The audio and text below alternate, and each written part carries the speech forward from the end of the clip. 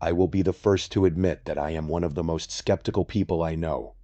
I do not believe in ghosts, and I have never had any interest in the paranormal.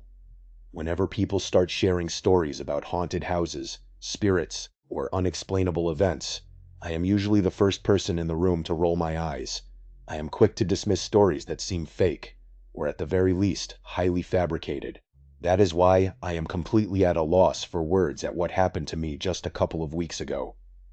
I wanted to write all of this down while it was still incredibly fresh in my mind, because to be honest, I am still absolutely terrified. I cannot explain what happened to me, and I keep hoping that if I share this with the internet, maybe someone out there can give me a logical explanation. It all started when my friend Steve and his wife decided to go out of town for the weekend. The two of them do not get to travel alone very often because they have two teenagers and a very energetic golden retriever. Now, Steve is doing incredibly well for himself financially. He built this massive, beautiful home in the absolute middle of nowhere because he absolutely loves his privacy. It is surrounded by acres of dense woods, and the nearest neighbor is miles away. If you are fortunate enough to afford a place like that, I certainly cannot blame you for wanting that level of isolation. Well, for Steve and his wife, the stars were finally about to align perfectly. Their kids were going out of town for a weekend school trip, which meant they would be completely alone with just the dog. When Steve told me about this, I insisted on going over and watching the dog for the weekend so he and his wife could go on a romantic anniversary trip. He happily agreed, and the plan was set in stone. I made my way to their massive house on Friday afternoon. I did not have to work over the weekend, so my plan was to just hang out, eat some free food, and relax with the dog from Friday through Sunday. When I arrived, I saw that Steve had stocked the kitchen full of groceries, snacks, and drinks. It was a complete overkill for a simple weekend house-sitting job, but I was not complaining. I love dogs, and I love quiet weekends, so this was a win-win for me. On Friday night, the dog and I just hung out in the living room and watched movies. Around 9 o'clock, Steve sent me a text message that said, "Don't get scared being all alone in that massive house. It can get pretty spooky at night when you are by yourself." I chuckled and sent to him a single text back telling him to shut up. As I said before, I am a very skeptical person. I do not get scared of empty houses, and being alone in the middle of nowhere does not bother me in the slightest. I am well aware that anything can happen in life, but I just do not scare easily. Around 1 in the morning, I decided to go to sleep. I slept in the guest bedroom on the upper floor, and Steve's dog came with me, curling up on the floor. At exactly 3:21 in the morning, I was suddenly jolted awake. The sound that woke me up was the dog barking downstairs. But this was not a normal bark. It was a loud, vicious, aggressive barking that echoed through the high ceilings of the empty house. I will not lie, it actually did scare me. It was more of a surprise scare, not a deep terror, but it got my heart racing. I got out of bed and made my way downstairs in the pitch black. The entire time, the dog never stopped barking. I finally found the dog in the kitchen. He was standing directly in front of the door that led down to the finished basement. All the hair on his back was standing completely straight up, and he looked incredibly spooked by something on the other side of that door. I started calling his name, trying to calm him down, but he completely ignored me and kept barking at the wood. I walked over and grabbed the metal doorknob, and this sent the dog into an absolute spiral. He started running back and forth across the kitchen floor, yelping and barking frantically. Of course, my very first thought was that there might be an intruder in the basement. It was possible, but highly unlikely. Steve has a top-of-the-line security system with motion sensors and cameras, and breaking into that house without setting off an alarm is almost impossible. Still, to be safe, I grabbed a massive kitchen knife from the block. I unlocked the door and pulled it open. The dog ran right up to the threshold, but he refused to step a single inch into the basement. He just stood at the top of the stairs, growling deeply, his body trembling. I turned the basement light on and started walking down the stairs, holding the knife. I started yelling a bunch of stuff, trying to sound a lot tougher than I actually am, but I did not hear or see anything. I tried calling the dog down to join me, but he would not budge. I ended up looking all around the basement just to give my mind some peace. It is a fully finished basement, so I checked the storage closets, behind the bar, behind the furniture, and even in the bathroom down there. There was no intruder, but the only thing I did notice was how unreasonably cold it was down there. I know basements are naturally cool, but I have been down there a million times, and it is never that cold. It felt like walking into an industrial freezer. You could actually see your own breath. But at the end of the day, a cold basement is not a good enough reason to panic and run away. I decided to spend the rest of the night on the living room couch. It took a while, but the dog finally calmed down, and we both fell asleep again. The next day, the dog was completely fine. We played outside in the yard for a long time, and I spent most of the day listening to music and watching movies. I went down into the basement at one point during the afternoon, and the temperature was completely normal. It felt just like the rest of the house. I did not give it much thought and just went about my day. That night, I decided to stay on the living room couch, just in case the dog had another incident. I wanted to stay awake, but I ended up drifting off while watching a movie. Once again, at almost the exact same time, I woke up to the dog throwing an absolute fit. He was barking like the house was on fire. I walked into the kitchen, and once again he was staring at the basement door. I tried to get him to stop, but he would not listen to me. But this night was different. The dog was even more erratic than he was the night before. I knew nothing was down there, so I kept telling him that everything was okay. But it was like I was not even in the room. When I grabbed the brass doorknob this time, instead of continuing to bark, the dog suddenly stopped and started to whimper and cry. It was the strangest, most heartbreaking sound. I let go of the knob and tried to console him, but he just started barking again. I was annoyed and confused. I grabbed the knob one last time and opened the door. The dog immediately began to cry again, refusing to follow me. I walked down the stairs, and as soon as I reached the bottom, I realized it was freezing cold again, just like the night before. But this time there was an awful smell. I do not know how to describe it other than a heavy, rotting, putrid smell that made me want to gag. But perhaps the weirdest thing was the room itself. Several of the framed family photos that Steve had hanging on the wall had been knocked flat onto the carpet, and the heavy bar stools near the counter had also been knocked completely to the ground. Other than that, nothing else in the room was touched. I walked over, picked up the bar stools, picked up the pictures, and set them on top of the bar counter. The smell was so overbearing and disgusting that I did not want to be down there for another second. I ran back upstairs, locked the door, and spent the next 30 minutes trying to figure out what could have caused that odor. The dog eventually calmed down, and we both fell asleep. When I woke up in the morning, I went back down to the basement to figure out what that smell was. But the smell was completely gone. There was not even a lingering odor in the air. Even stranger, the dog followed me down this time, wagging his tail, happy as can be. For 2 nights that dog refused to step foot in that basement, but now he was running around without a care in the world. I was completely stumped.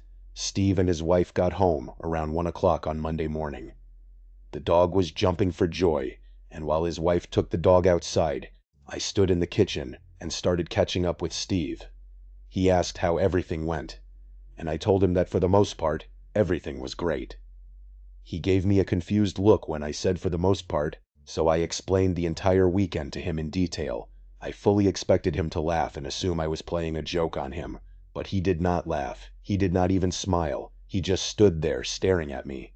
Finally, he looked down at the floor and told me that when the dog was a puppy, he used to have these bizarre barking fits where he would stand at that exact basement door and bark frantically for hours.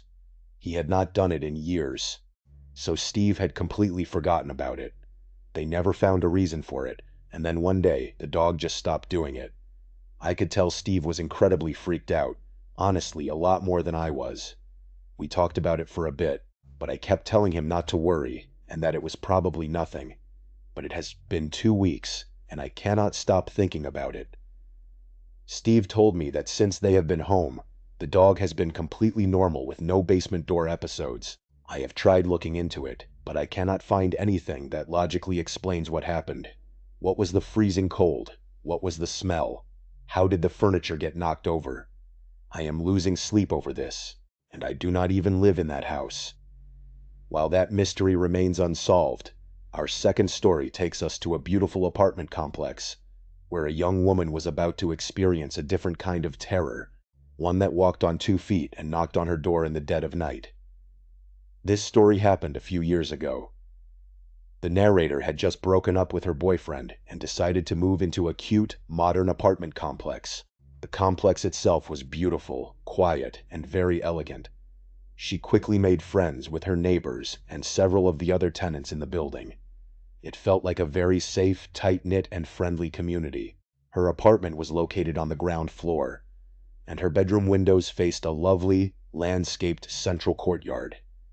Because the building required a key card to even enter the lobby, she did not worry about living on the ground floor. She loved the view, even though she knew that theoretically, anyone in the courtyard could walk right up to her bedroom window if they wanted to.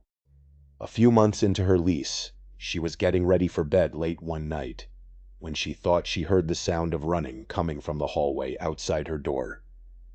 She walked over and looked through the peephole, but she did not see anything. There were no children living in her specific building, so she could not imagine who would be running around at that hour, but she figured it was just an adult in a hurry and did not question it.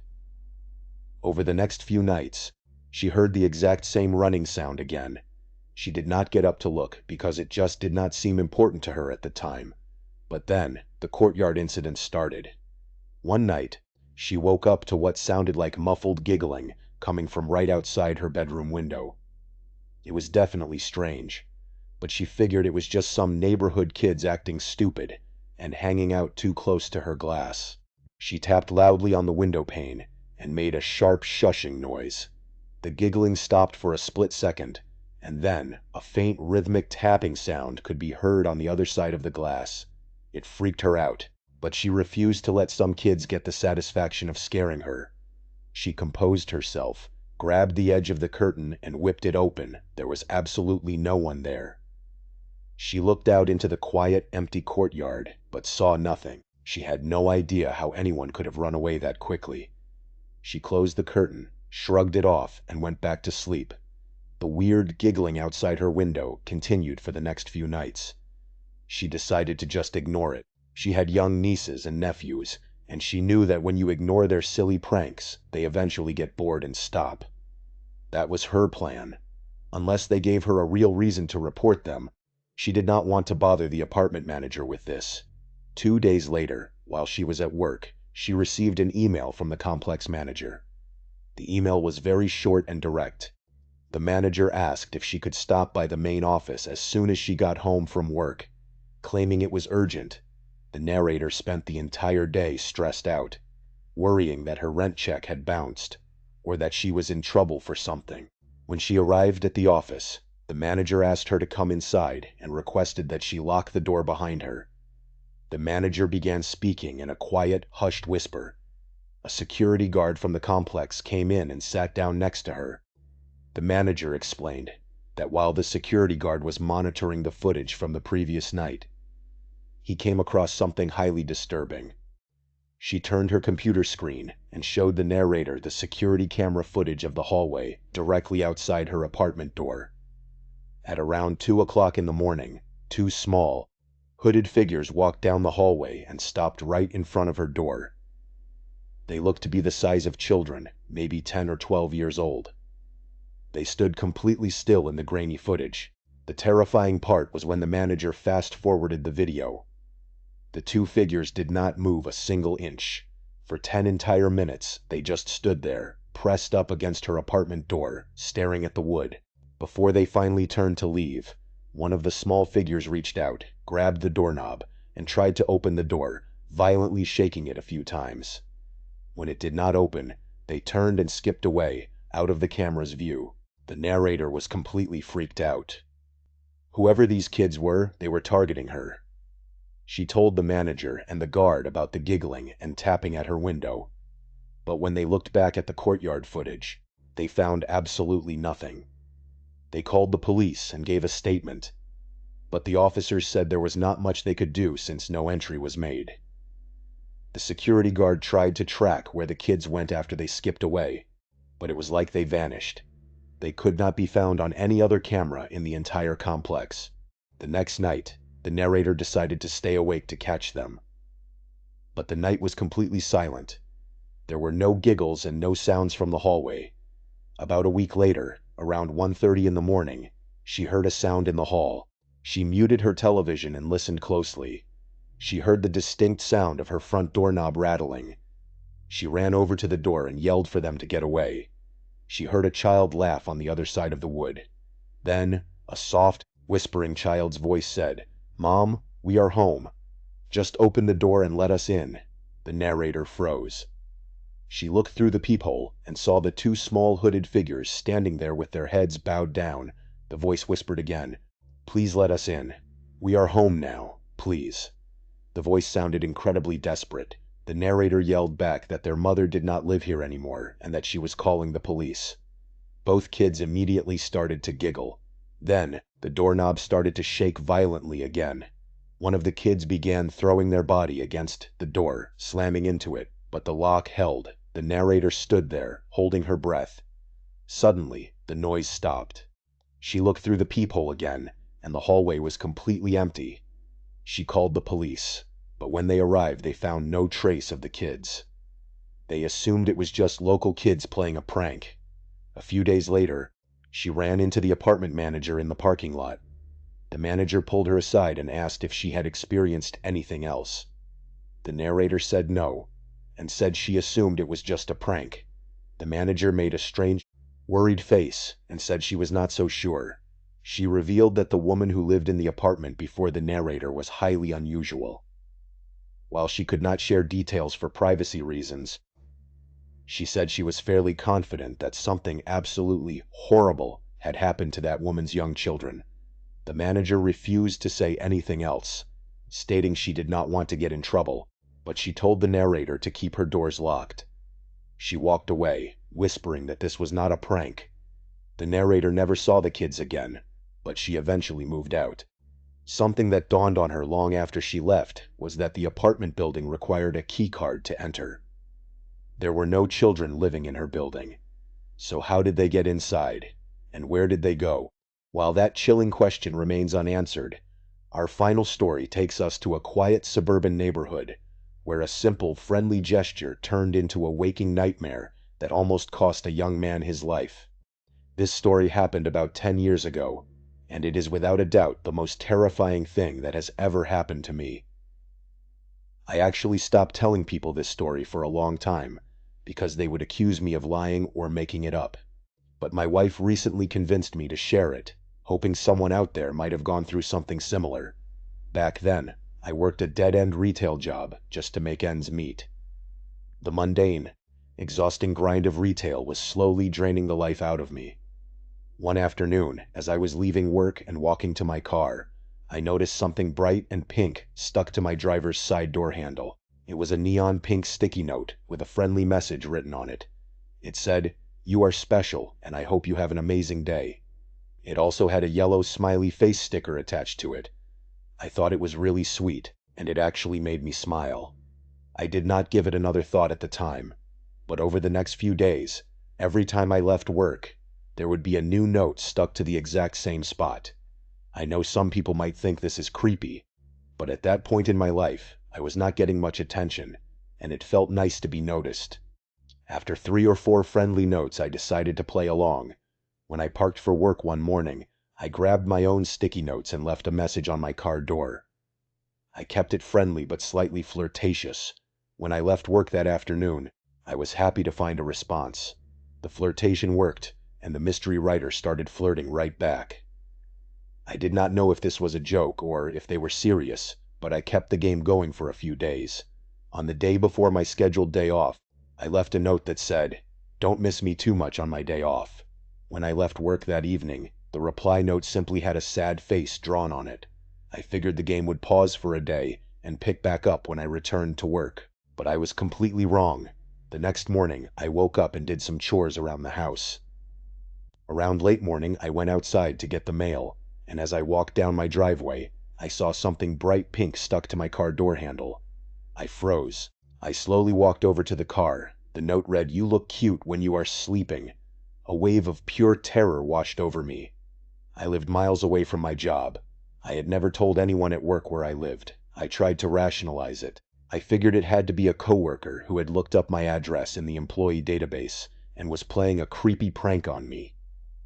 I crumpled the note up and threw it away. When I went back to work, I stopped leaving notes. I wanted the game to end, but the notes kept coming, and because I was no longer responding, the tone became angry and aggressive. The friendly messages were replaced with notes that said, "You better answer me, and remember, I know where you live." I thought about calling the police, but I was still convinced it was just a coworker taking a prank too far. I decided to leave one final note on my car at work. It said, "Leave me alone or I am going to the police." When I left work that afternoon, my note was gone, and there was no new note left in its place. I felt a massive sense of relief, hoping they had taken the threat seriously. But that night, my relief vanished. I woke up in the middle of the night to a strange sound. Ever since the note at my house, I had been on edge. I sat up in bed, listening closely to the silence, then I heard it again. It was a faint, soft shuffling sound coming from the living room. I grabbed a wooden baseball bat from beside my bed and slowly crept down the long hallway toward the open living room and kitchen. With every step, my heart pounded. I realized that if someone was actually there, I did not have the courage to hit them. I reached the end of the hallway and stopped. I reached out and turned on the dimmable lights, illuminating the living room with a faint glow. I scanned the empty room, too terrified to walk any further. The room was completely silent. I stood there for a minute, heard nothing, and assumed my mind was just playing tricks on me. I turned the lights off, ran back to my bedroom, locked the door, and turned on the television to drown out the noise. I eventually fell back asleep. The next morning, I walked into the kitchen to grab some juice from the refrigerator. And there, stuck to the middle of my refrigerator door inside my locked house, was a bright neon pink sticky note. It had a smiley face sticker and said, "You can't keep me away." I stood there, completely frozen, for 30 seconds. I ran around the house, checking every door and window. Everything was still locked. There were no signs of forced entry. I lived completely alone, and no one else had a key. I called the police immediately and explained everything. They took a report, but they said there was very little they could do. There were no fingerprints, and the employee parking lot did not have security cameras on the side where I parked. They concluded that it had to be someone I knew who had managed to get a copy of my key. I was too terrified to stay there. I packed a bag and stayed at a friend's house for a few nights. While I was there, my friend helped me buy entirely new locks for my doors. We installed them, ensuring that the old keys would no longer work. The first night back at my place, my friend stayed over with me, and nothing happened. Months went by, and the notes stopped completely. I began to feel safe again. But 2 months later, I walked out of my front door in the morning, and there, stuck directly to my front door, was a pink note. It said, "I guess you don't want to play anymore." I called the police again, but there was nothing they could do. I immediately bought security cameras for the house, and thankfully, the stalker never returned. But to this day, I am haunted by that experience. The stalker must have somehow copied my house key, perhaps taking it from my desk or jacket at work and returning it before I noticed. And that night I heard the shuffling. They were inside my house. If I had not locked my bedroom door, what would have happened to me? I have since moved, and I am married now. But every time I see a pink sticky note, I am instantly filled with that same cold terror. Thank you so much for watching. Let me know what you thought of today's episode in the comments. And remember, we have a whole playlist of true crime episodes ready for you to binge right now. Until next time, see ya.